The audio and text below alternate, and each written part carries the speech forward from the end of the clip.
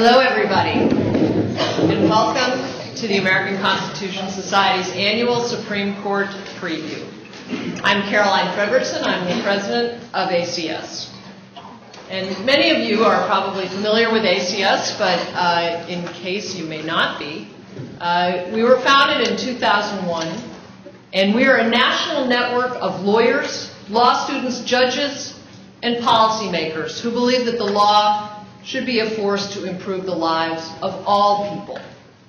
ACS works for positive change by shaping the debate on vitally important legal and constitutional issues, such as the ones we're here to discuss today. So I think we all know that the last couple of terms in this Supreme Court have seen quite a large number of extremely high-profile cases. So while the 2013-14 term may not quite rival those previous terms, we already know that there are several important cases on the Supreme Court's docket which are reflecting ongoing national debates. The Court will again examine the constitutionality of campaign finance laws, affirmative action at public universities, and the validity of buffer zones around abortion clinics. A closely watched case will examine the president's power to make recess appointments. And in a year when we mark the 50th anniversary of the March on Washington, the Court will take up a case that could determine the future effectiveness of the Fair Housing Act. To lead today's discussion with our very distinguished panel, we have a dear friend to ACS and a true expert on the Supreme Court, Pamela Harris.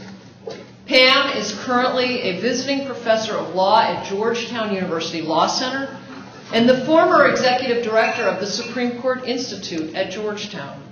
She has served as principal deputy to the Assistant Attorney General for the Office of Legal Policy at the Department of Justice, and also in the department's Office of Legal Counsel.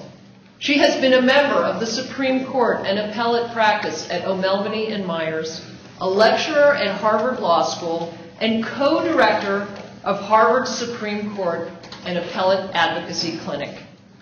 Pam also clerked for Justice John Paul Stevens and at the D.C. Circuit for Judge Harry Edwards. So, as I mentioned, we could not be in better hands for today's discussion. So please join me in welcoming Pam Harris.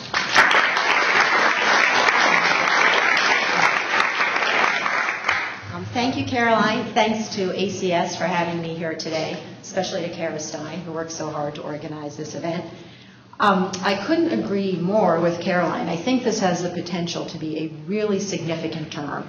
And I think it's a little bit under the radar for right now. And I think, as Caroline said, we've had so many high-profile cases in the last year or two that I think people have sort of missed the potential for this term to be really just as important as those last two.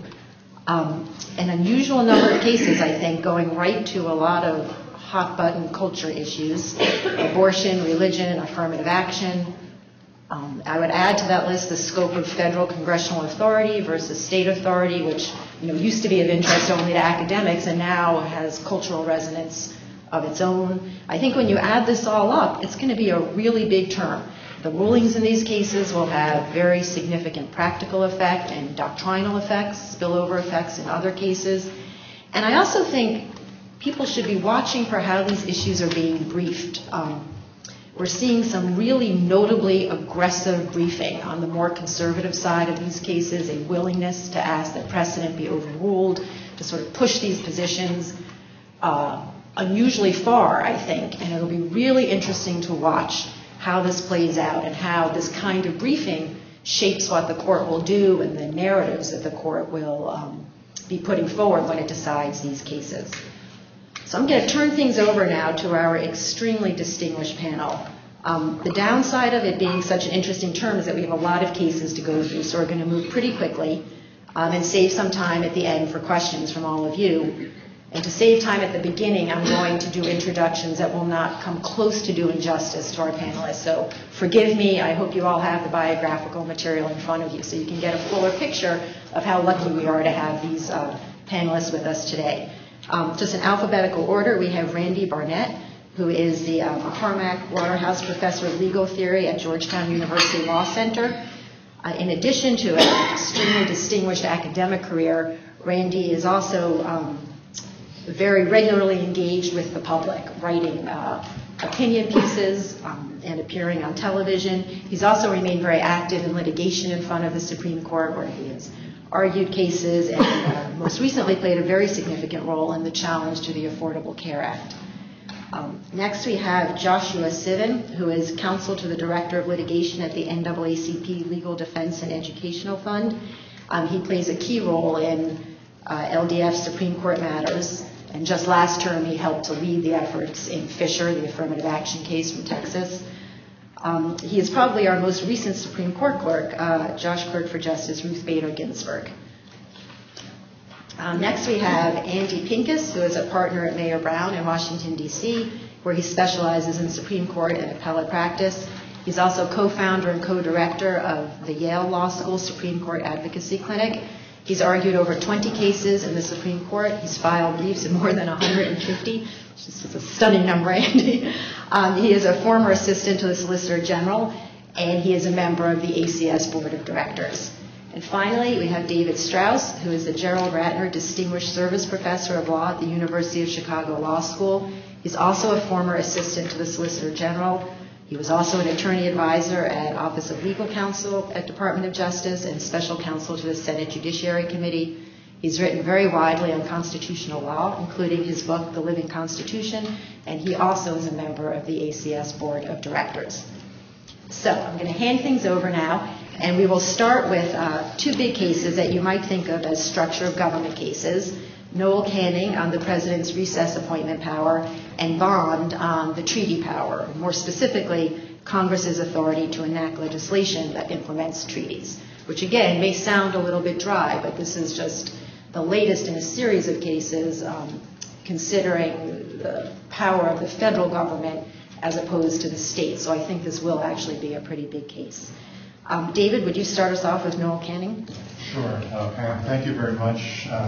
Thanks to all of you for coming. Thanks to Caroline, Kara, and Jane Williams for organizing and for all the work they do for ACS.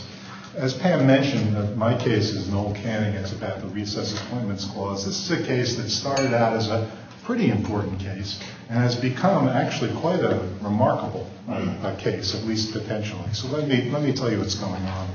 As you know, the usual way that people get appointed to high executive branch positions, officers of the United States, is that the president nominates them, and line with the advice and consent of the Senate, they are appointed to the position.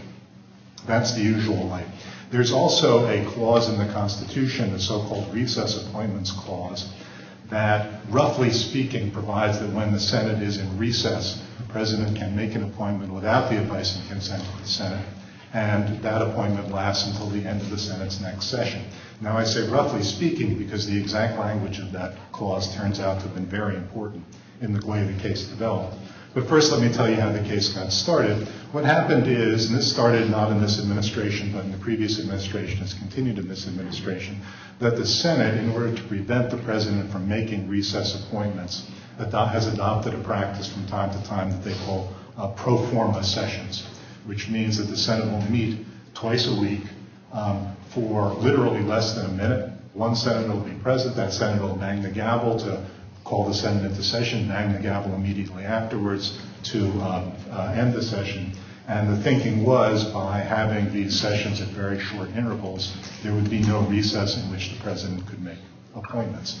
If you're wondering why the Senate is doing that to a Democratic president, the reason is that the Constitution provides that neither house can adjourn for more than 3 days without the consent of the other. So the House of Representatives effectively forced the Senate to adopt that pro forma practice.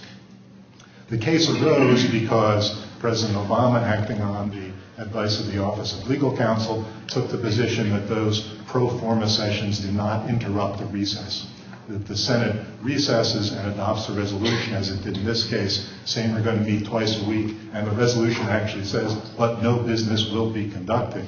in those sessions, that doesn't interrupt the recess. The recess is longer than the 3 days in between these pro forma sessions, long enough for me to make a recess appointment, so President Obama said. He made a couple of appointments, including appointments to the National Labor Relations Board. Noel Canning is a firm that lost an unfair labor practice proceeding before the NLRB, challenged the NLRB's order. One of the bases of the challenge, at least one accepted by the Court of Appeals, was that these appointees were not really appointees because they'd been appointed during a pro forma session, so the orders of the NLRB were invalid. And it looked as if the case would resolve this question about whether these pro forma sessions really do interrupt a recess and disable the president from making recess appointments or not. It's a difficult question. I have some views on it that I'll get to at the end, but I think everyone, even, let me say it this way, even people who believe the president has that power acknowledge that the question is not free from doubt. And the OLC opinion is quite candid on this score, that there are counter-arguments which they think are not sufficient. Now, what happened is the D.C. Circuit, when it got this case, didn't reach that question about making appointments during a pro forma session. Instead, the D.C. Circuit took a step back and said, well, as we read the recess appointments clause, it doesn't apply to recesses that occur within a session of the Senate at all. That's the first thing it said. And here's what's going on with that. The Constitution requires the Senate, in both houses of Congress, the Congress, to meet at least twice a year. So there are at least nowadays two sessions of the Senate. They begin on January 3rd of each year by virtue of the 20th Amendment. There is a recess that occurs in between those sessions when one session ends and the other begins. Sometimes that recess is literally infinitesimally small. The Senate will end one session, begin the next session immediately after that. That is the intersession recess. In addition to that, the Senate takes breaks at various times during its session. What the D.C. Circuit said was the president can only make recess appointments during the intercession recess between one session and the next, which, as I said, sometimes is essentially non-existent recess. If the Senate breaks for Thanksgiving, breaks for summer, breaks for Election Day, that's not a recess within the meaning of the recess appointments clause, and this president can't make appointments. So the pro forma question doesn't even arise when the pro forma session interrupted that kind of recess. Whatever you think about that, the D.C. Circuit said the president can't make appointments then. That was actually a remarkable ruling for reasons I'll get to in a second.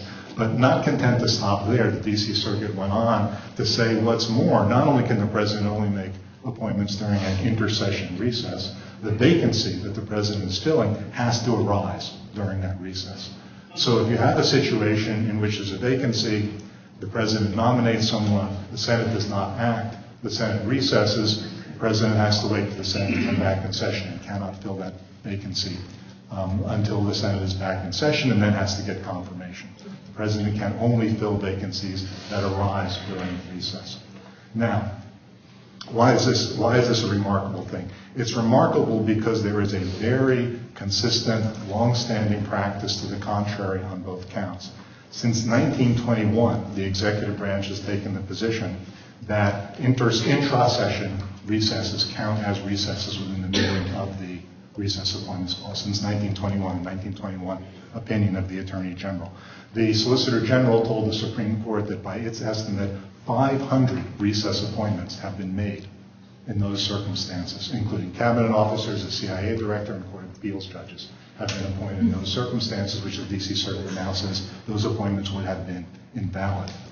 What about the D.C. Circuit's ruling that the vacancy has to arise during a recess? Well, the history on that goes back to 1823, when Attorney General Wirt wrote an opinion for President Monroe saying, no, the vacancy doesn't have to arise during recess. Whenever the vacancy arises, if it persists into a recess, you can make the appointment. Congress has, there's a pretty good argument made that Congress has acquiesced in these executive branch interpretations, sometimes explicitly in its own writings. It reigns the control general officer of Congress, and also by being willing to pay people who were appointed in those circumstances. The D.C. Circuit, while it sort of cast some doubt on those practices, raising questions about them, really what it relied on was the language of the Constitution. And it said, look, the recess appointments clause saying The president shall have the power to fill up, I'm quoting now, all vacancies that may happen during the recess of the Senate. And it said, okay, that may happen during the recess. That means the vacancy has to begin during the recess. It can't just be the vacancy was around during the recess. And look at the article that, this is what they said, look at the article that precedes the word recess. It is the recess. Just not any old recess, the recess. That must mean the recess between the sessions. Now, as a matter of straightforward language, that's not a crazy argument. As a matter of history, it's a little bit unclear. It's quite clear the framers weren't focused on these exact questions. There's some murkiness in history. It's not 100% clear. There are other places in the Constitution where the Constitution uses the word the to mean any. And there are other circumstances in which during the vacant may happen means may persist during. So the linguistic argument is very far from airtight. But it's an argument. But what is remarkable is the kind of what you might call fundamentalism that the D.C. Circuit engaged in, that we basically don't care what the consistent practice has been. They didn't quite say this, but this is very much the flavor of the opinion. We really don't care what the consistent practice has been. We're going to look at the text of the Constitution, and the text of the Constitution as we read it says that this very long-standing practice that the executive and Congress have engaged in is not constitutional. There are sort of echoes of this kind of approach in other cases before the court this term. I think Bond, which Randy will talk about, has a little bit of this flavor in it. But this is a particularly dramatic instance of a confrontation between an approach that says, we don't need the history, we don't need the precedents, we've got the text, we're going to look at the text, we're going to look at what we take to be the definitions when the text was adopted, that's going to govern, and a very long-standing practice that was understood to be inviolable.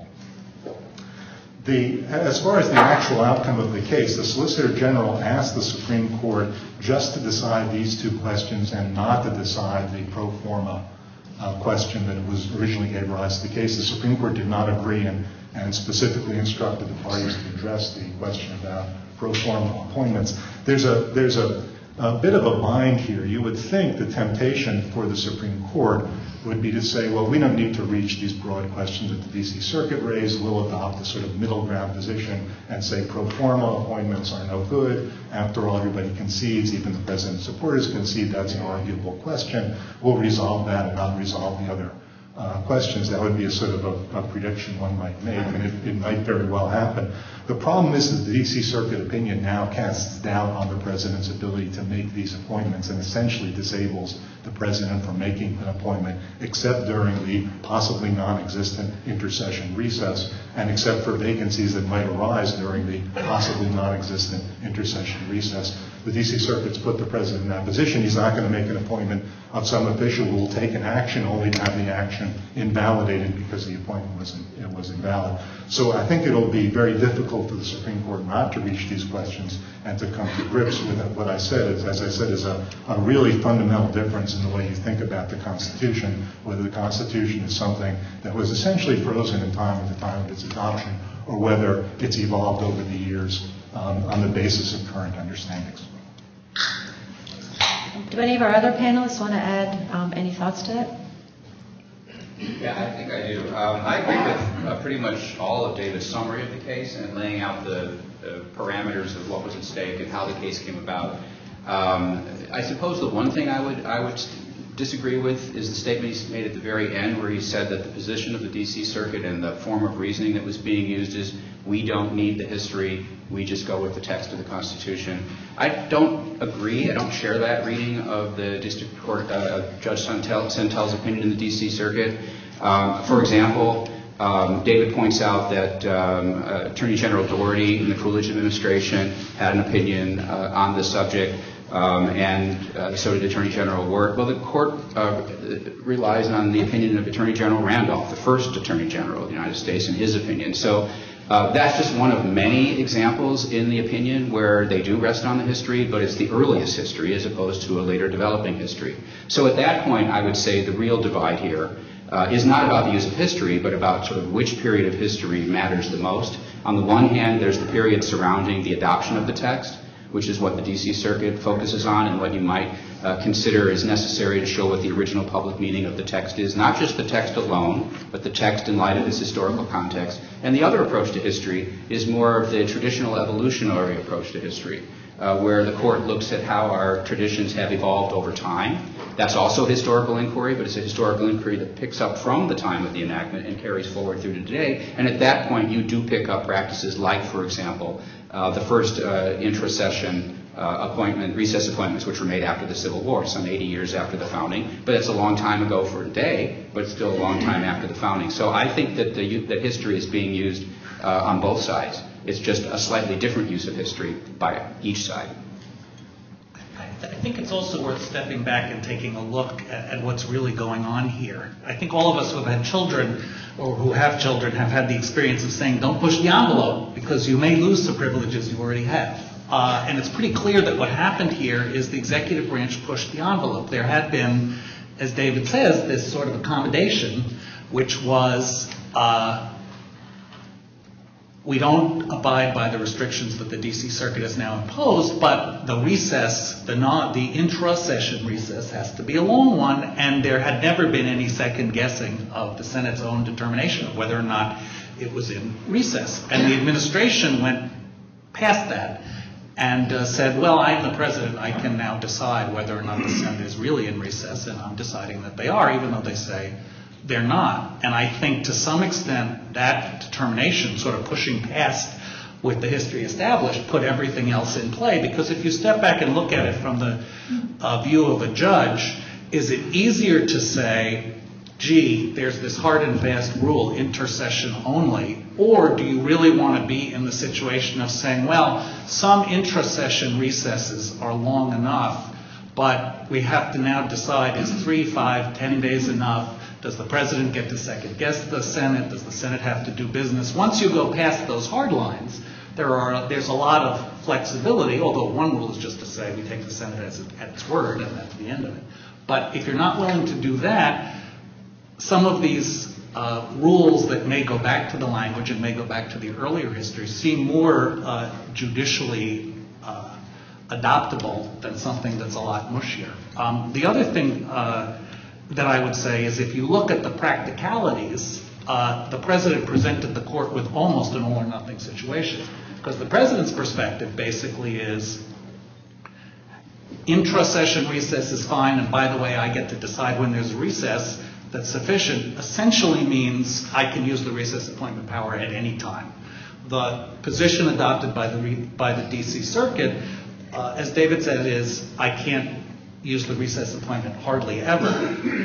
If you were stepping back and looking at the original purpose of the clause, which probably was to deal with the reality that in those times you couldn't get people together instantaneously, and there really was a significant recess when people weren't in town and weren't reachable, which of those two options would you pick today? One that essentially overrides the Senate's advice and consent function whenever the president wants to, or one that basically says we're not going to do that? And I think to some extent there's a big practical impetus to say we're not going to write out of the Constitution this very significant authority that's granted to the Senate. Just let me say a word in defense of the administration's position, really following up on Andy. I'm not sure how much of a disagreement I have with him or with Randy.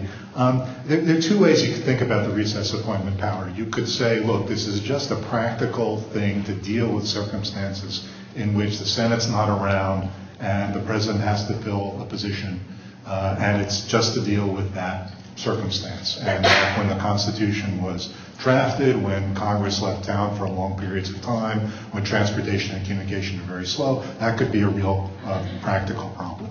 You could see it as serving that function. Or you could say, no, the recess appointment power is actually a weapon in the president's arsenal, like the veto. The branches have different weapons against each other, and this is something the president can use. And if the Senate is recalcitrant about confirming a nominee, the president can say, oh, I'm going to make a recess appointment. Now, it'll only last for a year plus. It'll only last until the end of the Senate's next session, so I don't get what I would get if you confirmed the appointment, but I get something, and this is a way of dealing with the Senate that won't confirm my nominees, and it's something that the president can use in those conflicts. That I think, is the basic basic issue. For a long time, back at least since the 1921, and arguably before then, the understanding was this was something the president can use. That was what was going on. It wasn't just a practical thing to fill a vacancy, to fill a position that would otherwise go unfilled. If you think that's what it's doing, if you think it's a weapon in the president's arsenal, then I think the best way to understand the administration's position is it doesn't make any sense to allow the Senate to nullify this by having someone come in and bang the gavel every 3 days. What's going on with that? If it's a legitimate weapon for the president to have, the president should have it, and the Senate shouldn't be able to take it away from him.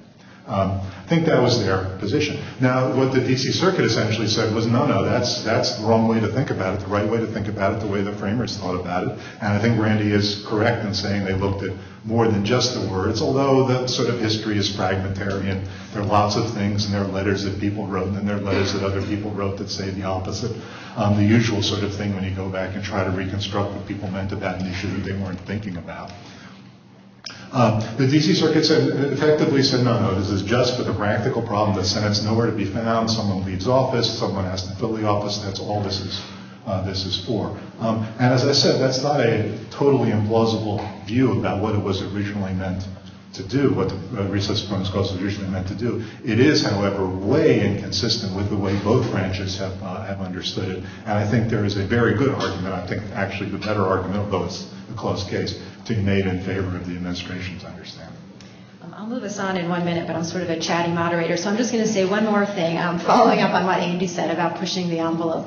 I think that it's a really interesting and important way to think about the case, and it kind of works in both directions, because the other people who have been sort of pushing the envelope would be the Republicans in the Senate, with the kind of increased use of the filibuster in circumstances where it really hadn't been used, at least as regularly before. And I think that the sort of, whatever century-long understanding, maybe not quite a century, of the recess appointments powers being a weapon for the president has always been kind of a safety valve for these filibusters. Like, everybody knows the dance. We filibuster, you do a recess appointment, it all works out in the end. If the recess appointment power goes away, I think it will be very interesting to see what happens with filibusters and whether the Senate will decide, will reconsider whether the filibuster is a tool that it ought to have if the president can't kind of do his half of the dance. So I think that the kind of political and practical implications of this decision are going to be enormous and also a little bit hard to predict. And great, I got the last word now. Randy, if you would move us on to bond, please. Sure, bond. But I just want to add one other thing. This is just for the people who want to know more about it. There's a great law review article that was published in 2006 by University of San Diego law professor Michael Rappaport on the original meaning of the recess power. It's the D.C. Circuit relies on this article. It's an article that was published during the Bush administration, I should add. And there's a much more elaborate treatment of the history behind this power in that article. I don't have the citation to the article, but it's in the opinion itself, so if you want to find the article, you can. And I also want to say that this Attorney General Doherty we've been talking about, those of you who watch Boardwalk Empire, there's a character on Boardwalk Empire, Harry Doherty, who's the Attorney General. It's the same Harry Doherty. So for those of you who don't know, watch the show, you know what that means. All right, so I'm supposed to talk about Bond. Not James Bond, but a woman named Mrs. Bond. You're going to be, when I tell you the facts of this case, you're going to be surprised at what happened. She's a woman whose best friend had an affair with her husband, and her husband impregnated her best friend. And this incensed Mrs. Bond no end, and she went on Amazon.com and ordered some chemicals on Amazon that were toxic, in the sense that if you touch them, they would create irritation to your skin. And she created this concoction and put it on various items that were at her friend's house, her car handle, her mailbox, and her door handle. It wasn't a very effective way of striking back at her friend, because the chemicals make kind of an orange and quite visible appearance, and so it's relatively easy to avoid them, which her neighbor did, except in one instance, her thumb touched the chemical and it burned her thumb. So that's basically the facts of this case. You will now be surprised to learn that she was prosecuted by the U.S. Attorney under the Chemical Weapons Convention Implementation Act, which was a law enacted by Congress to criminalize domestically weapons of mass destruction, chemical weapons used as chemical weapons of mass destruction, under a treaty, a chemical weapons treaty that the United States was a signatory to. So rather than prosecute Mrs. Bond under numerous criminal laws with which she could have been prosecuted, she was prosecuted under a federal law that carried with it a mandatory minimum of, I think, about 7 years in federal prison for this act. This is not the first time this case has gone to the Supreme Court. It's actually the second time this case has gone to the Supreme Court. So it's amazing which cases actually go to the court.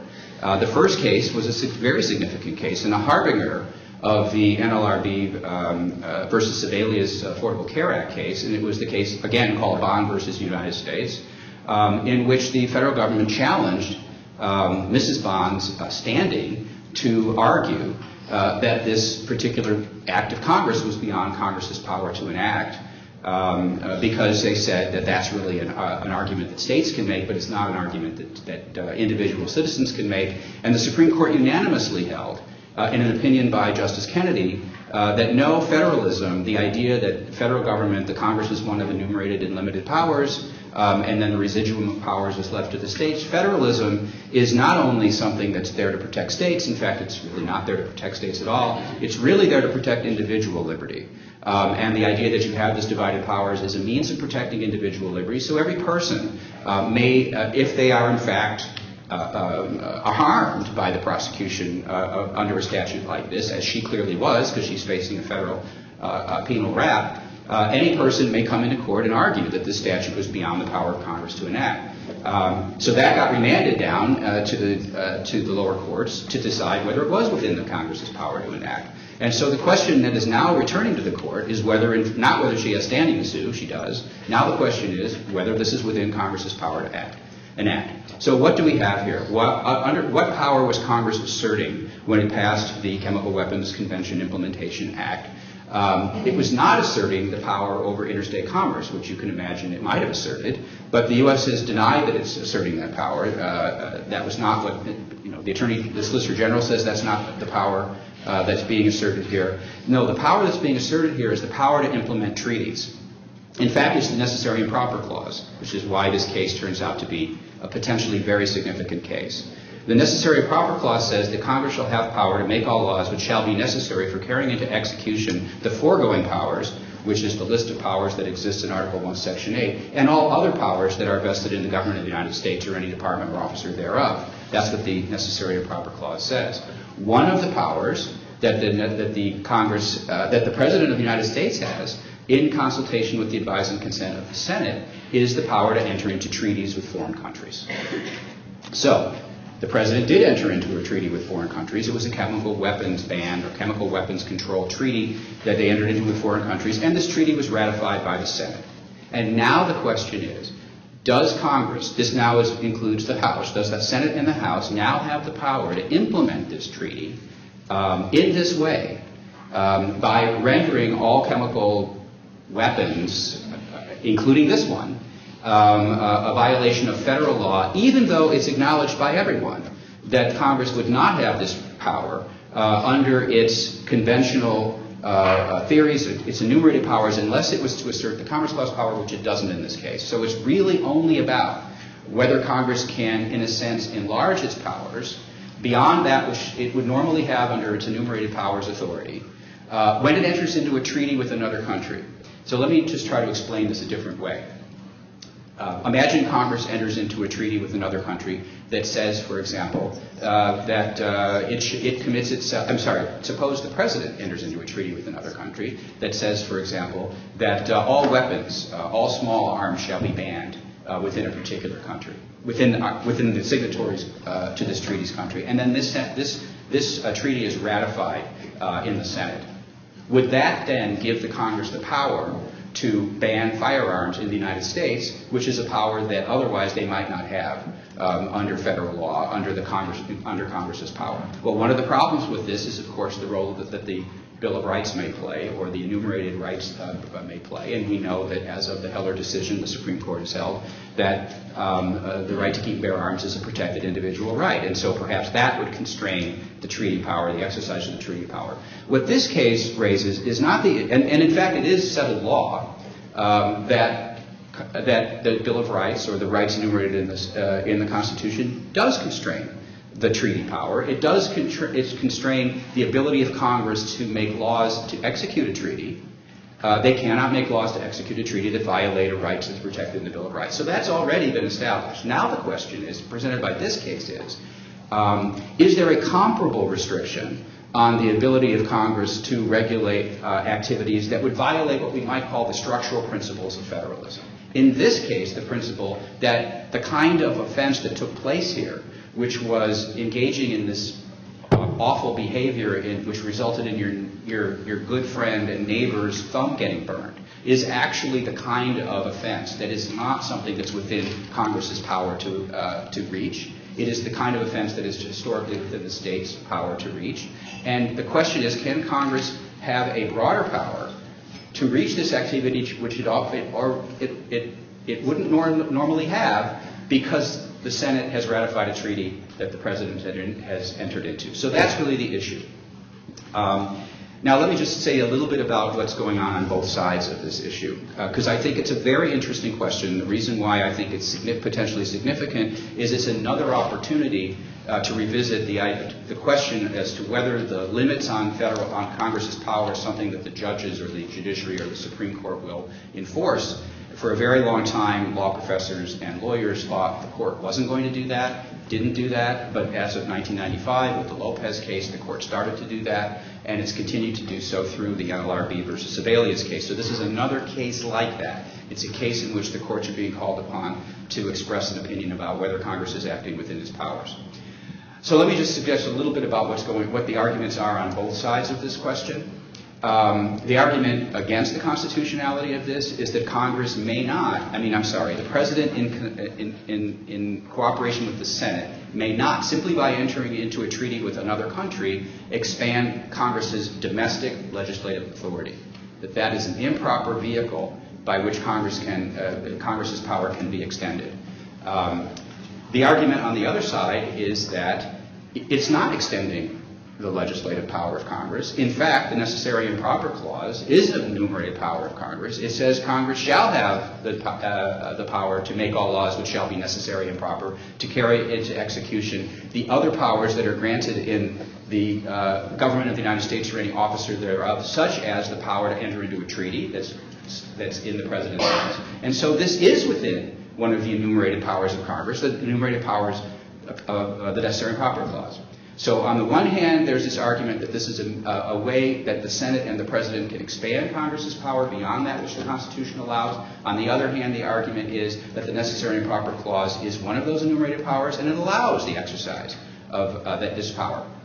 I believe the response that's going to be made to that argument is that this may be a necessary exercise of power to execute the treaty power, but it's not that the argument is going to be made that it's not a proper exercise of power, that a law not only has to be necessary, but it also has to be proper. Now, until recently, the idea that the word proper carries any independent weight over necessary was something that many law professors denied and many courts did not pay close attention to. However, this was exactly the issue that was presented in the NFIB versus Sebelius case, in which the argument was that even though it might be necessary to impose an insurance mandate on all Americans in order to effectuate the regulation of interstate commerce that Congress was doing under the Affordable Care Act, it was not a proper thing for Congress to do. It was not proper in order to force every American to buy insurance, because doing so was going to violate the fundamental structural limitations that separates the federal government from the state governments and protects the liberty of the people.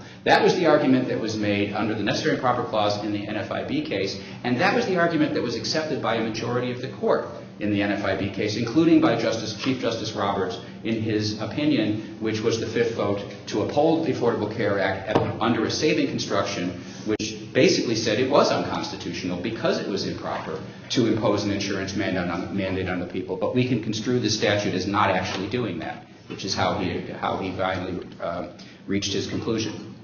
So it turns out that the lawyer in this case, representing Mrs. Bond, is none other than Paul Clement, who was the lawyer who argued the NFIB case. And it may not come as any surprise to you that in his brief to the Supreme Court, he relies heavily on the NFIB case, and he relies heavily on Chief Justice Roberts' reasoning under the Necessary and Proper Clause. And so I think that pretty much gives you the lay of the land. I think you can see that, like most cases that go to the Supreme Court, there are strong arguments on both sides. Neither side, I think, in this particular case, ought to be dismissed as frivolous. They're both actually strong arguments. But I do think this may very well give the Court the opportunity to revisit the issue of structural limitations, and to revisit the issue of what the content is of the Necessary and Proper Clause, following closely on the heels of what happened in the NFIB case. And I do think this case will share in common with the last case we just heard about, an emphasis on the original, first of all, an emphasis on the text of the Constitution, and secondarily, an emphasis on the original meaning of that text. And then the question will be raised, does subsequent practice, as well as subsequent rulings by the Court, that may be somewhat at odds with that original meaning, does that come to supersede that original meaning, or does the original meaning govern? Once again, I think that issue is going to be in front of the Court this term.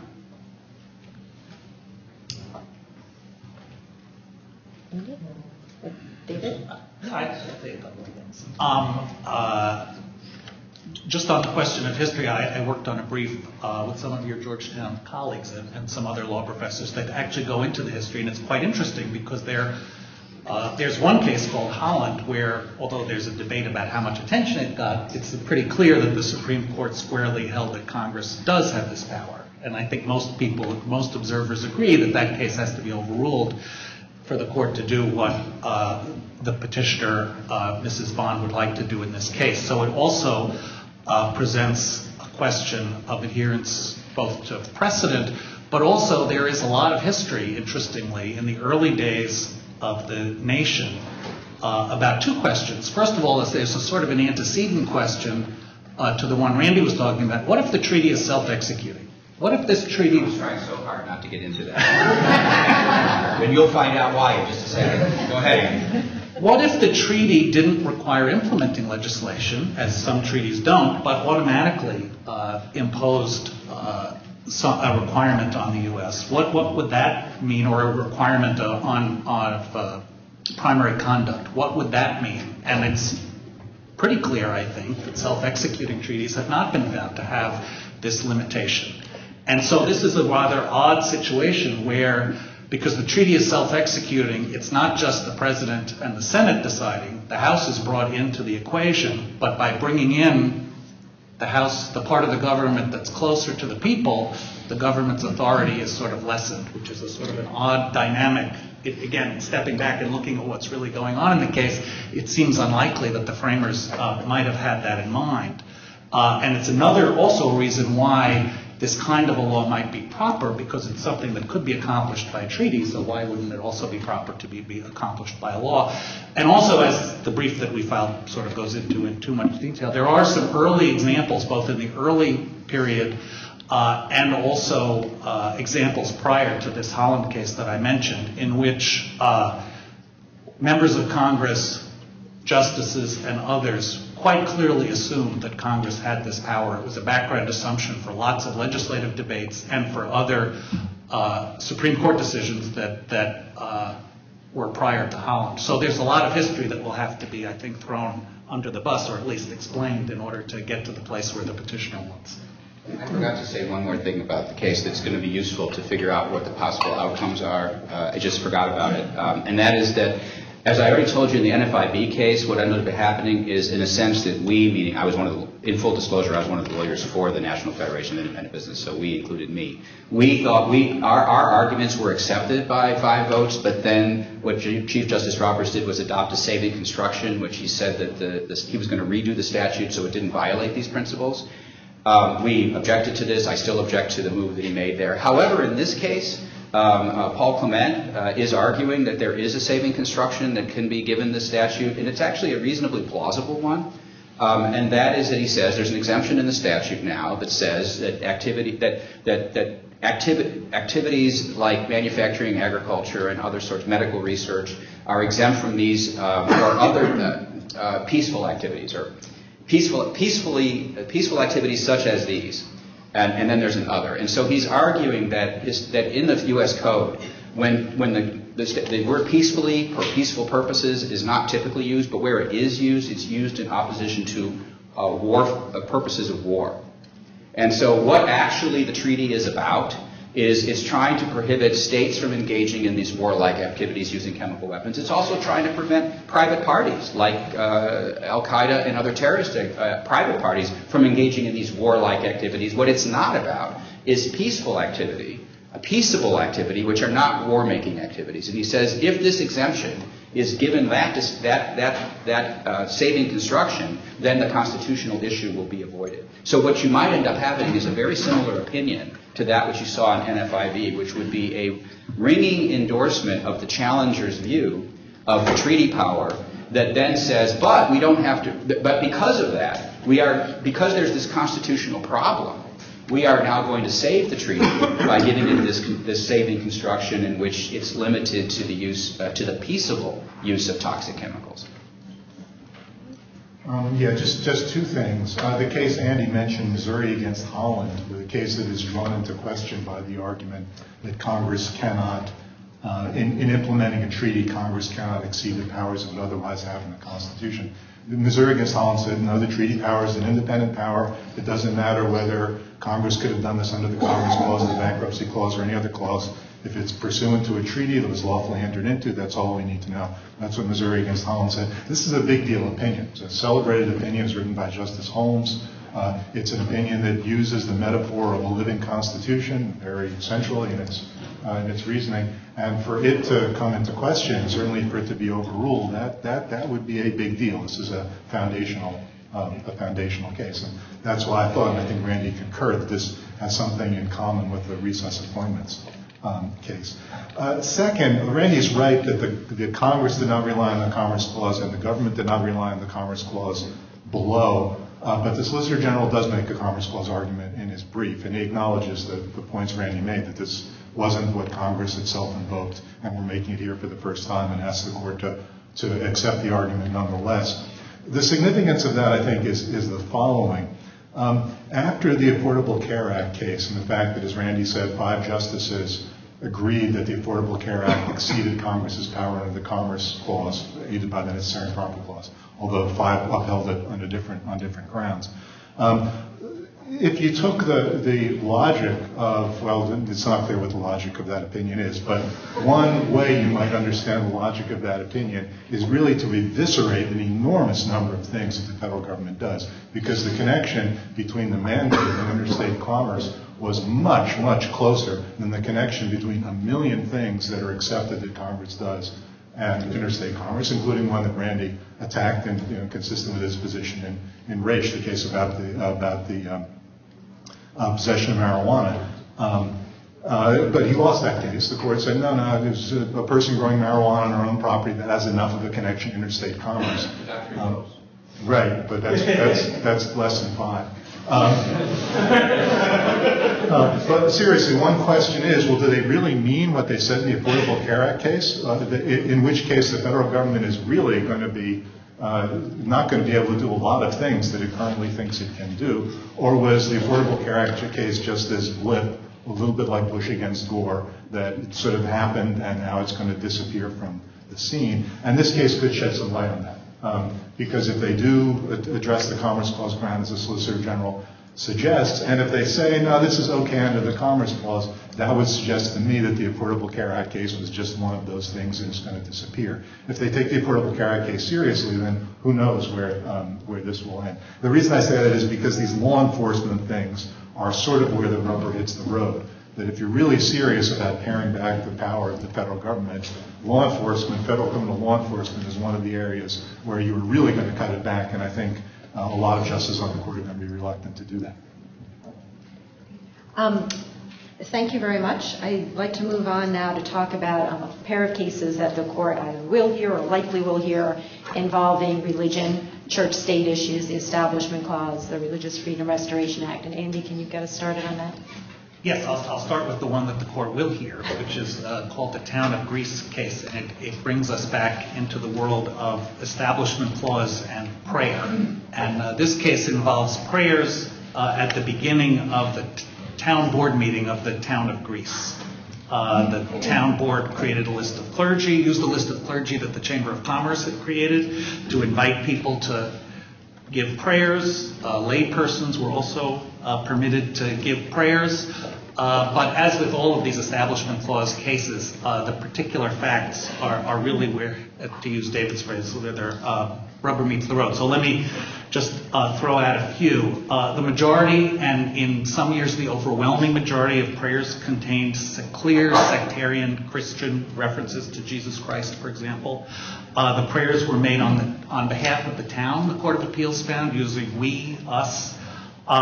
There was an invitation to audience members to participate, to stand, or otherwise participate in the prayer. And no guidance was given to the people giving prayers, as sometimes has been true in other situations, in terms of, gee, can you make your prayer to the extent it's consistent with your religion, broad and inclusive rather than more focused. The Court of Appeals held, relying on these facts, that the prayer practice associated the town with the Christian religion and therefore violated the Establishment Clause. The relevant Supreme Court precedent here is a case called Marsh against Chambers, which involved prayer in the state legislature. The court upheld the practice of having prayer there, given the long history, especially of prayer at the beginning of sessions of the House and the Senate. And in doing so, in Marsh, the court said two important things. There was no impermissible motive in selecting the prayer giver, no claim of discrimination. And the prayer was not used, and I'll quote this phrase because it becomes relevant, to proselytize or advance any one or to disparage any other faith or belief. Here, there's no claim that there was an actual impermissible motive in selecting the prayer givers. The challengers really try to distinguish their case from Marsh on two separate but they're related grounds. One is coercion. They focus on the fact that the public in a state legislative session are just voluntary observers. They have no part. Nobody has to be there. They have no part in the proceedings. They can walk in and out. They're typically in a gallery. Town board meetings are different. They're more akin to what we would think of as public hearings. There are people participate. Sometimes they're given awards. Sometimes they're making arguments directly to the town board. They're being questioned by town board members. So one difference is people have to be there, and therefore, unlike in the state legislature context, the use of the prayer giving here is coercive, and therefore fits more in the approach that courts have used, for example, in high school graduations and other situations where the conclusion is people have to be here. They can't, requiring them to absent themselves would be difficult, and therefore the use of prayer is impermissible. The second argument is that although government can't prescribe prayer, that's pretty clear, all of the sectarian characteristics of this particular town's process really made this a situation where the town was putting its imprimatur on a particular kind of religious prayer as opposed to just acknowledging religion in general. For example, all of the things I mentioned before, the fact that most state legislatures do have guidelines that ask for inclusiveness, nothing like that here. No kind of protections to avoid the kind of the sectarian association that the challengers feel was present here. Obviously, this is not a court that's very receptive to Establishment Clause claims. So I think most people have to say the plaintiffs are going to have a tougher road to hoe than the defendants in this case. There's a lot of underlying concern, and this was present in Marsh, about government supervision of prayer. We don't, although the Establishment Clause prohibits government endorsement of religion, we also don't want government creating a sort of government-endorsed religion or a government-endorsed prayer. So how much should courts even be looking at the content of prayer and making these Establishment Clause decisions? So I think the underlying questions are, is the Marsh test it in this kind of prayer situation? If there's no discrimination, no intentional discrimination, and no overt proselytizing or disparaging of religion, is that the end of the inquiry? Or is there some additional test to see whether, based on all the circumstances, the government is associating itself with a particular religion? And more generally, there's been a concerted effort for many years to water down, eliminate the traditional tests the court has used for Establishment Clause claims. One under a case called Lemon against Kurtzman, another test based on what reasonable observers perceive. And the defendants in this case do explicitly ask the court to get rid of both of those tests if the court goes further than just saying the Marsh standards are the only standards and you win under Marsh. Interestingly, the SG filed a brief in this case siding with the town, defending the congressional practices and saying the Marsh standard is all that applies and the town satisfied it here.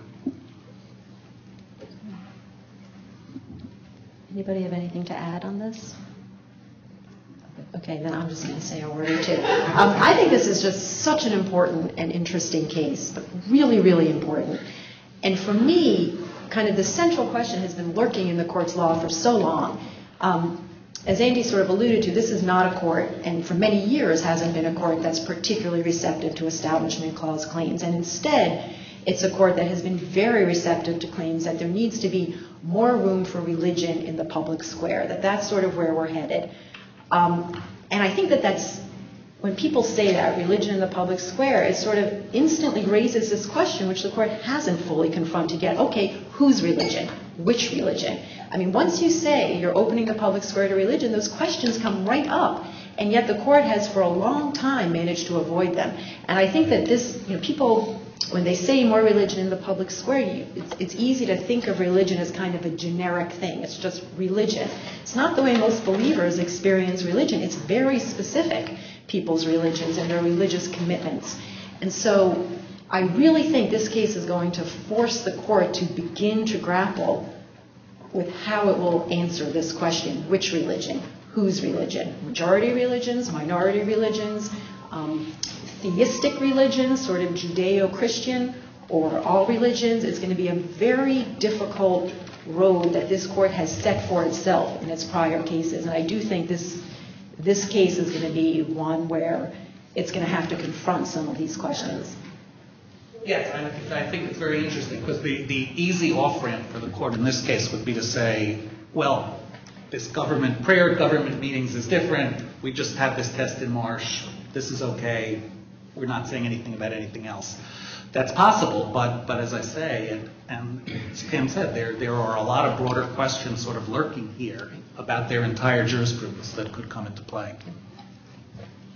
Did you want to tee up the contraception? Yes, the second religion case deals, at least in part, with the other religion aspect of the First Amendment, the Free Exercise Clause. Not a case that's at the court yet, but it seems to be on the express train to getting there, so we thought it would be worth talking about. And it's a number of cases around the country, I'm sure many of you have read about them, that raise the question whether a for-profit corporation can challenge the requirement of the new health care law that insurance plans must cover birth control on the ground that providing that coverage violates the religious beliefs of the company's owners. So the health law has a requirement that birth control be provided. One of the things that's in that required section is that the plan cover the morning after pill. Some people have a religious belief that the morning after pill, by either interfering with conception or terminating a conception that's already occurred, interferes with their religious beliefs. The question is, they own a company. It's a for-profit business. We're not talking about religious institutions. Can they be required to provide that insurance, or does either the Constitution or the Religious Freedom Restoration Act require that there be an exemption and they not be required to provide insurance with that requirement? Let me step back and talk a little bit about the underlying law because it gets complicated. Free Exercise Clause obviously protects individuals' ability to exercise their religion. The court, in its initial construction of the Free Exercise Clause, held that it covered claims by individuals that a generally applicable government law burdened their free exercise, and would look to see whether it was appropriate, whether the government had a compelling interest for not creating an exemption for those people. After more recently, the court sort of revised that jurisprudence and said if the law is generally applicable, we're basically going to hold that the Free Exercise Clause doesn't require the creation of any exemptions. In response to that, Congress and the Clinton administration passed the Religious Freedom Restoration Act, which was intended to return the law to where it was before the court adopted this approach of basically saying generally applicable government laws off limits to free exercise challenge, and set up a structure where if the law burdened the exercise of religion, the government would have to show a compelling interest in order to apply the law to that specific person. So here there are claims both under the Free Exercise Clause, obviously a little difficult given the current jurisprudence, although the argument is there are lots of exemptions in the healthcare system, so what's wrong? Essentially, not creating this kind of exemption is a discrimination against religion. But I think the more focused challenge is this argument that if I own a company and this interferes with your government is requiring the company to do something that interferes with my religious beliefs, I have a challenge under RFRA, and the RFRA standard has to be able to be met for the government to enforce that law. As I say, cases pending all over the country. The Third Circuit, divided 2-1, held rejecting a preliminary injunction in favor sought by a challenger. The 10th Circuit, sitting on lots of about 165 pages worth of opinions, largely accepted the claims of the challenger, remanded for a determination, and the court on remand entered a preliminary injunction. So you have very different views, and just to sort of tick off the issues, because there are a lot of quite interesting ones. First of all, these are for-profit businesses. Does the Free Exercise Clause protect for-profit businesses? People's initial intuition might be, gee, Free Exercise Clause, you think of an individual's actual religious practice being burdened. Should this apply to a for-profit business? Certainly it's been applied to religious corporations, to churches and other corporate bodies that have religious purposes, and the government created an exemption from this requirement for religious entities, not-for-profit religious entities. But should a for-profit entity be treated in the same way, or is there some reason that the Free Exercise Clause doesn't confer any kind of protection there? It's easy maybe for some believers to be skeptical here, but would you have a different reaction if, for example, a company operating a chain of kosher butchers was required by government regulation to sell pork or to slaughter animals in a way that was inconsistent with the practices required by kosher procedures? There, people might have a different reaction. Then the next question, if you conclude that the company is covered, is this a substantial burden on religious belief? Is that a subjective or an objective test? Before the court switched its free exercise jurisprudence, courts found great difficulty in second-guessing somebody's claim that to do what they're trying to do what the government wants to require them to do is a burden on religion. How do you get behind somebody's belief and say, no, that's not so? Our law is anybody can have their own religious beliefs. That doesn't have to be the belief of a formal religion. So second-guessing somebody's claim that this burdens my beliefs, it's inconsistent with what I believe, is a quite difficult thing for a court to do. On the other hand, once you grant great leeway to those beliefs, it seems to me, then you've got to think about what kind of a compelling interest are you going to require in order for the government regulation to prevail, because allowing great leeway for claims of burden really opens the door to a whole multitude of possible challenges to government regulations that apply across the board.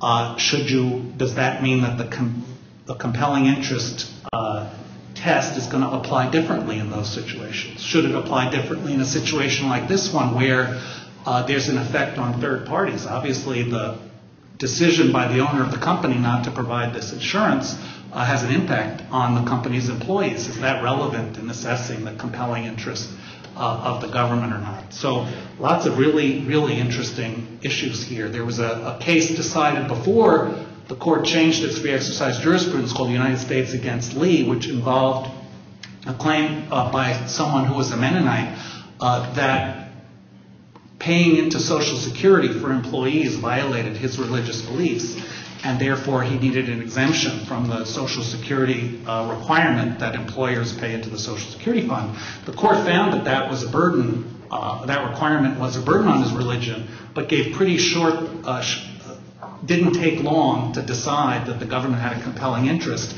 in maintaining the breadth of the Social Security system. That's not a perfect analogy here, but it's certainly an interesting decision as the courts continue to grapple with this issue.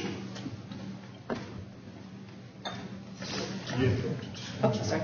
And just to add, I mean, if you have the kosher butcher on one side in terms of examples, thinking broadly about Labor Standards Act, civil rights laws, what are the implications if a for-profit corporation can assert religious exercise here to beliefs from a religious perspective of not complying with the Fair Labor Standards Act or Civil Rights Acts, and how we cut that. Right. It's easy to imagine someone whose religious beliefs are, women shouldn't be engaged in certain kinds of duties, and on the other hand, men shouldn't be engaged in others, regardless of what the applicable Title VII rules would be.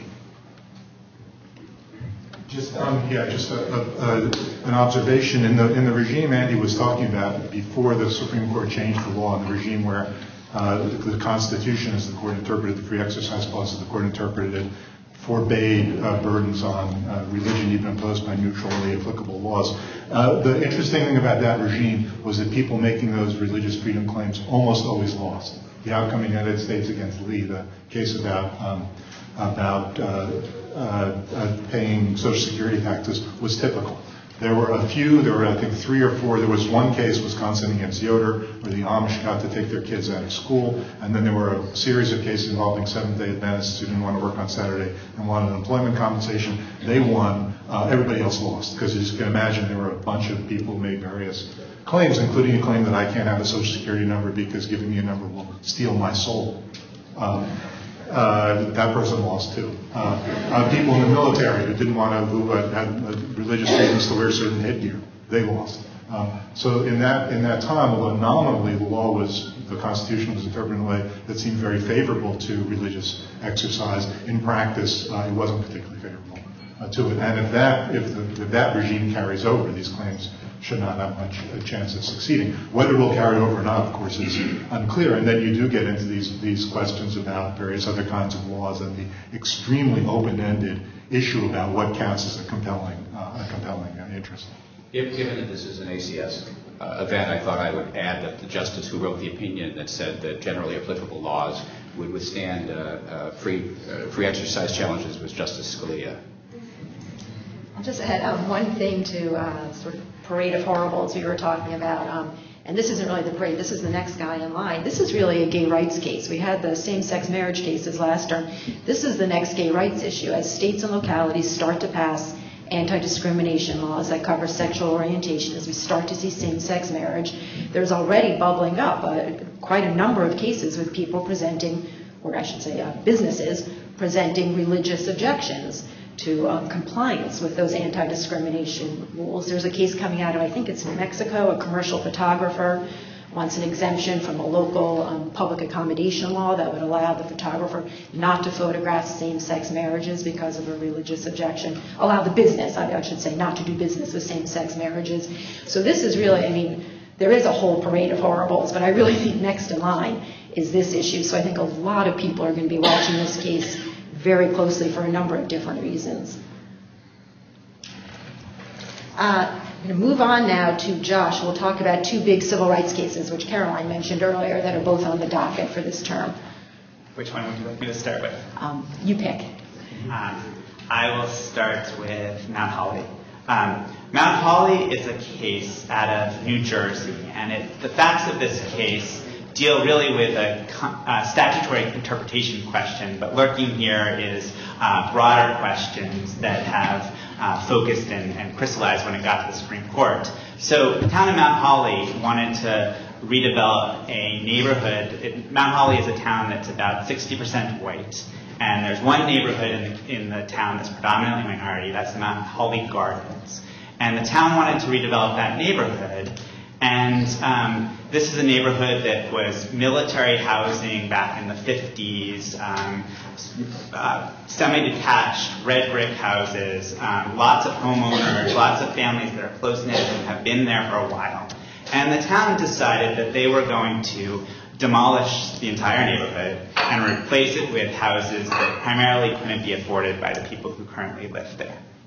And so people who lived in that neighborhood, members of the community, challenged the Township's Act under the Fair Housing Act. And for decades, really, it's been pretty much assumed, and all courts of appeals that have looked at this have said that the Fair Housing Act has a disparate impact provision. So basically it says that if you have a policy or practice of a town or a private corporation that has an unjustified disparate impact on a protected class, whether that be on race or disability or family status, the town or the business has to come forward with a pretty good reason to justify that. And if it can't come up with a pretty good reason, or if there's a better way to do this without creating the same disparate impact, that entity is liable. Gets to the Supreme Court, and the town of Mount Holly says that this type of claim, disparate impact claims, you're not able to bring them under the Fair Housing Act. And so, as I said before, every federal court of appeals has held that they are, and it's been pretty consistent interpretation of the federal government, including a regulation enacted in 2013 to confirm this longstanding practice that the Fair Housing Act does indeed have these disparate impact claims as part of its coverage. So the township, though, argues that the statute was pretty clear when it was passed that it didn't have a disparate impact cause of action. And I think this is where the challenge has really been joined, the township also says that even if the statute's unclear, because disparate impact raises constitutional concerns, you have to interpret this statute as saying that it doesn't have this disparate impact cause of action. Now, just history to situate this is the 1968 Civil Rights Fair Housing Act passed in the wake of Martin Luther King's assassination. It's an act that was interpreted by the court in several cases to really extend all the way to the full scope of Congress's powers under the Constitution to try to eradicate housing discrimination and promote truly inclusive communities. And you have a town that is saying we shouldn't even be subject to this, not we may have a way of otherwise avoiding liability. And I think that's important because what's really happening here in a disparate impact claim like this is that the question is, in a common sense way, is that if you're doing something that has a disparity on family status or race or et cetera, is there a good reason justifying this? Or is there a less heavy-handed way of doing it? And the community members said that rather than dismantle all the houses in the neighborhood and rebuild houses that these community members couldn't afford, there were less heavy-handed ways to do this. Rehabilitation, renovation, providing relocation assistance, a whole manner of things that the township didn't consider. And worse, the township sort of decided to acquire and demolish seriatim. So they took down some of the houses while the case was going on, which, of course, if you have semi-detached houses, starts making the other ones not very structurally sound and makes it a less and less pleasant place to live. One of the interesting things about this case is that a brief was filed in support of neither party by the Institute for Justice, which is a libertarian organization that didn't take a position on the disparate impact cause of action, but rather said that this shows the uses of eminent domain, going back to a case called Kelo versus New London several years ago. And it's interesting to see in the strange bedfellows department those eminent domain claims sort of coinciding with claims about what is viable disparate impact claims and how do they work here. I was going to say this: it shouldn't be a surprise. These public development, eminent domain actions are brought against economically deprived areas. That's both the people who are politically powerless or politically ineffective enough to stop that from happening to them, and also the rationale that's used to justify this is that these are blighted areas or areas that require economic development. So it's another reason why they're targeted. So the city of New London targeted such a neighborhood, which is what brought about the Kelo case. It wasn't a black neighborhood, but it was a lower class or lower middle class white neighborhood. And so the idea that economically disadvantaged people would be the object of these eminent domain claims is actually something to be predicted. I just want to flag briefly that this is a really prime example of what I was talking about at the beginning about very aggressive briefing. I think it's really significant here that the argument isn't just that the Fair Housing Act doesn't include a disparate impact cause of action. It's that if it did, that would raise very substantial constitutional concerns because it requires this kind of race-conscious thinking. And just, make no mistake, this is part of a larger effort to undermine disparate impact, not only under the Fair Housing Act, but also under Title VII, and also the effects test under Section 2 of the Voting Rights Act. This is all part of an effort to sort of turn what used to be a required effort to minimize effects on minority communities into a command that you can't do that. And that is a really just a very aggressive way to brief and think about these cases. Josh, I know you have another case, the Schwett case, is that right? Yes. So the Schwett versus, there are two sets of plaintiffs, and full disclosure is we represent one set of plaintiffs here. So I will try to present the case, but if there's a skew, you can criticize me later. So the important thing about this case is this is not an affirmative action case. And if that's the one thing you remember, it's not an affirmative action case. What do I mean by that? Unlike Fisher from last term, the University of Texas case, or the Michigan cases from 2003, this case does not deal with what is a constitutionally permissible way to promote diversity or advance other compelling interests that the court has held are okay in university admissions. Rather, this is a case about a ballot initiative that that Michigan passed right after the court said in Grutter that there were plans that were okay under the Constitution for a university to enact. Michigan voters come in, and a ballot initiative gets onto the electoral slate for that year, and says that these sorts of policies, even the ones that are constitutionally permissible under Grutter, cannot be enacted by universities in the state of Michigan. Initiative passes, and after it passes, on behalf of students, faculty, prospective applicants, we file suit and say that this way of this ballot initiative violated the Constitution because it effectively rigged the political system against advocates of race-conscious proposals that are otherwise constitutionally permissible. And it did that by really creating an uneven playing field. So if you want to advocate for people from the Upper Peninsula of Michigan to get special consideration, get weight in the admissions process, you can go to the Board of Regents. If you want to advocate for any sort of other membership in a Christian service organization, etc., you can go there. But if you want to say that you want to enact a constitutionally permissible affirmative action policy, you don't just have to do that. You now have to get this ballot measure repealed and then go through the process of going to the Board of Regents. So it's effectively a two-tiered system that inserts a racial classification into the process that makes it much more difficult, imposes a unique burden, really, on advocates of a certain policy.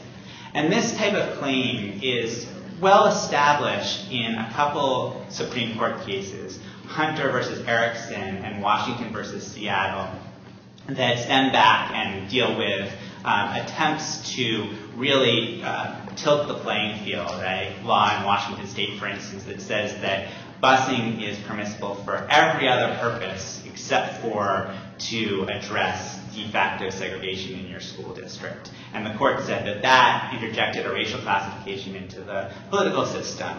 And so the Sixth Circuit upheld this challenge, struck down the ballot initiative by a narrow vote en banc, and now it comes to the Supreme Court.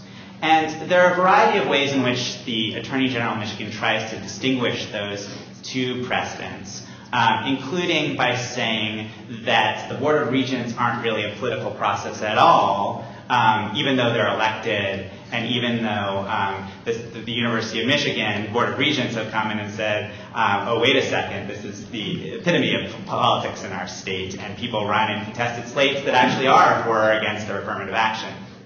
And there are various other ways that there was an attempt to distinguish those two cases, but they also add, and it's similar in the theme of many of these cases, for the overruling of those two precedents.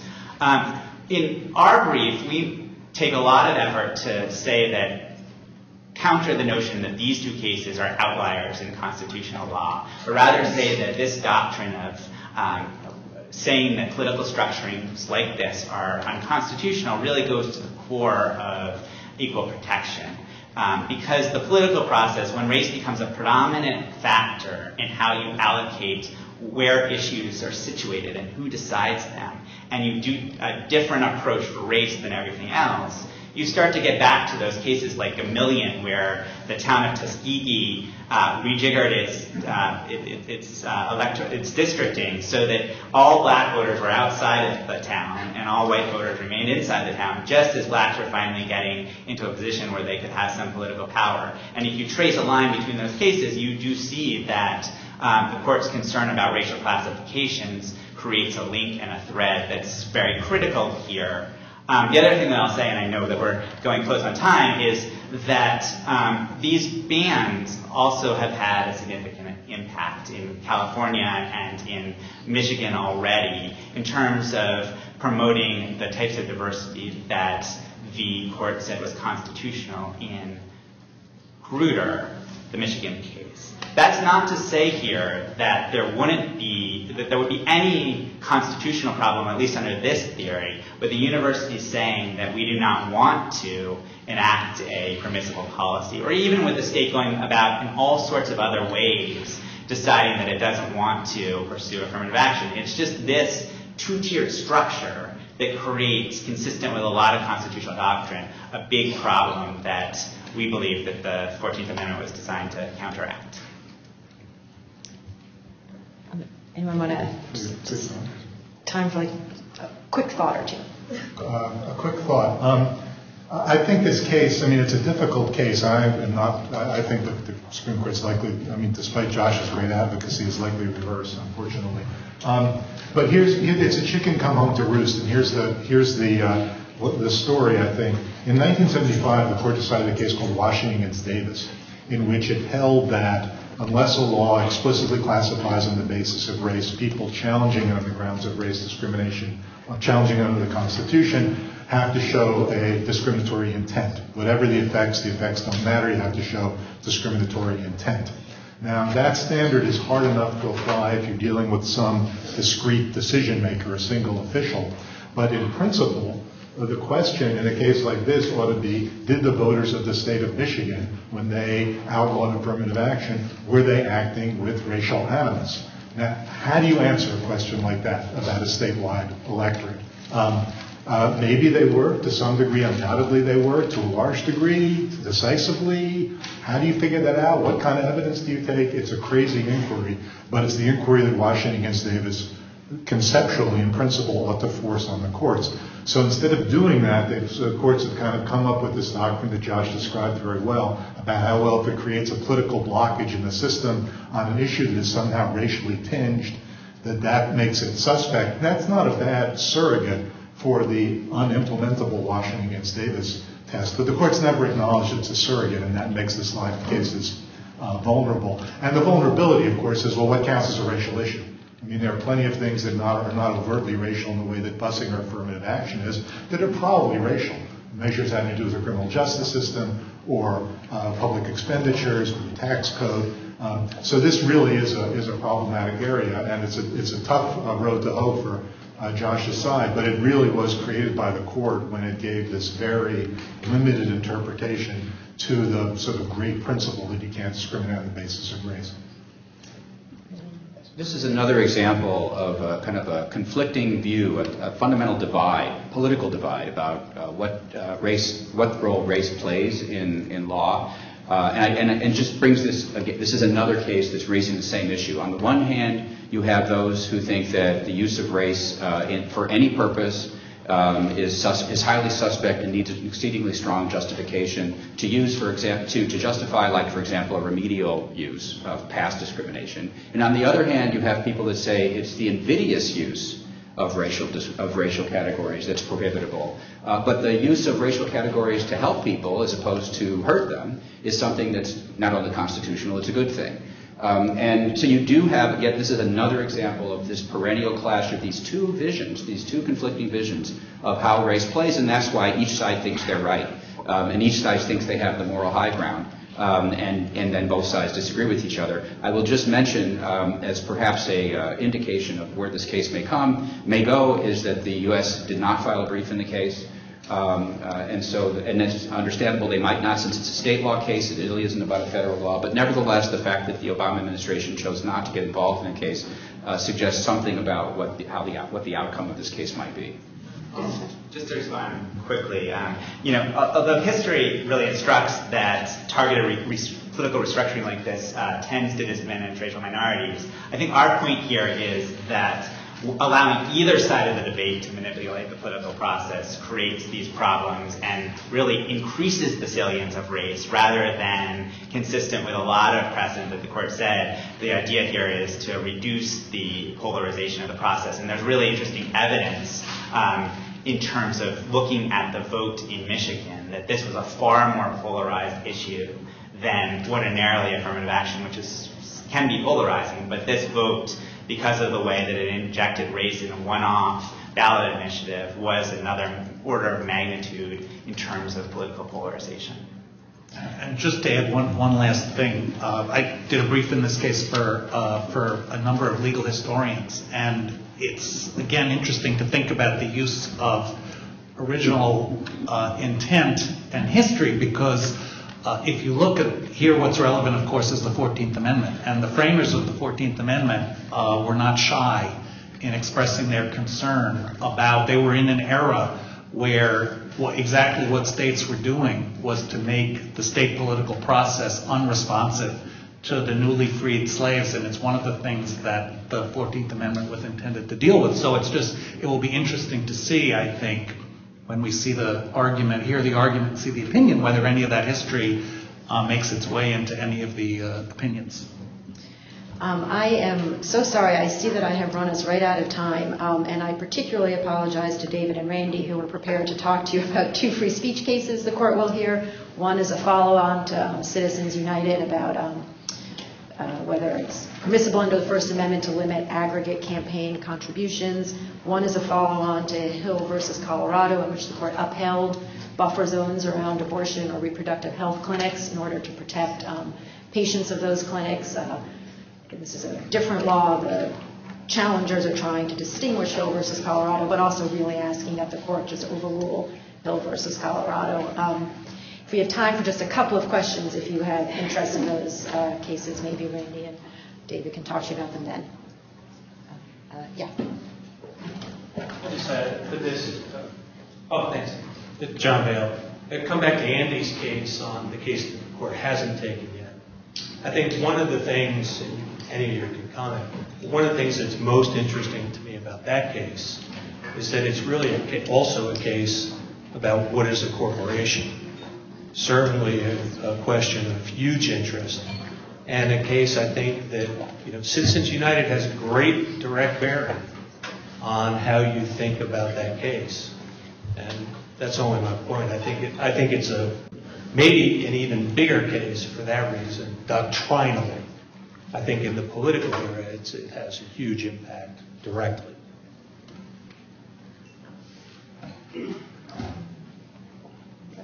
Yeah, and I think that obviously the Citizens United was about First Amendment speech rights and to the extent to which corporations could invoke them, although it's pretty settled that corporations can invoke the free speech part of the First Amendment, at least outside of the campaign finance context before that. But I agree with you. I think it will play into this wider political debate about corporations and their roles and the protections that they get.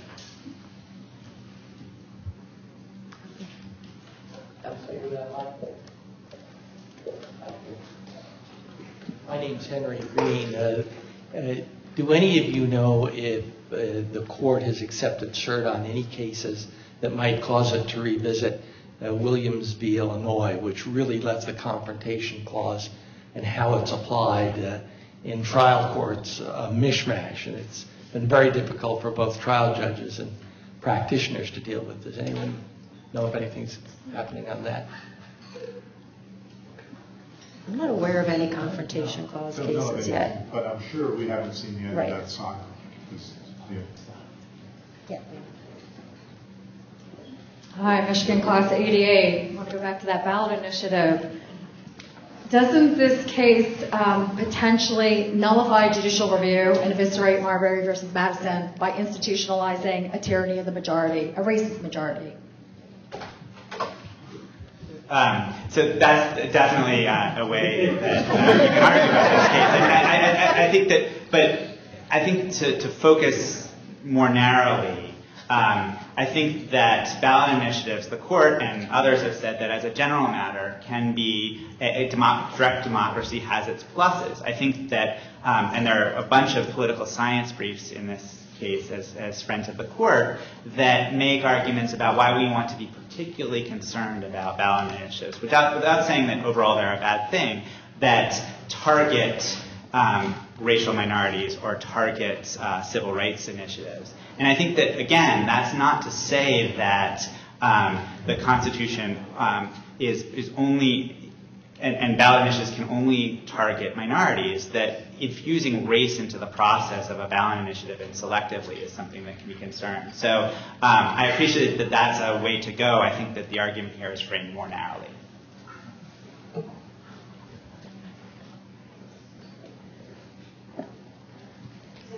Hi, I'm Beth Scott with the American Association of University Women, and thank you for this.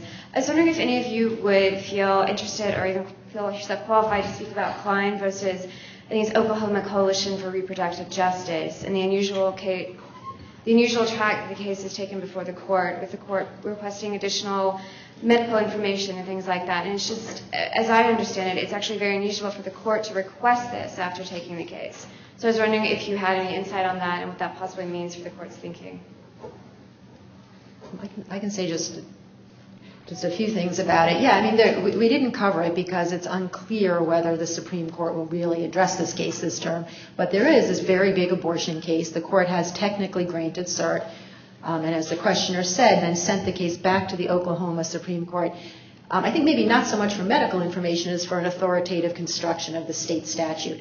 On its face, the state statute, which I guess the point of the state statute was to constrict and limit access to medical abortion versus surgical abortion for early term patients. On its face, the statute actually, and I won't get into all of the details in part because I'll forget the particular names of the drugs involved, but on its face, it actually seems to have gone further than that and to have made all medical abortion impermissible in the state of Oklahoma.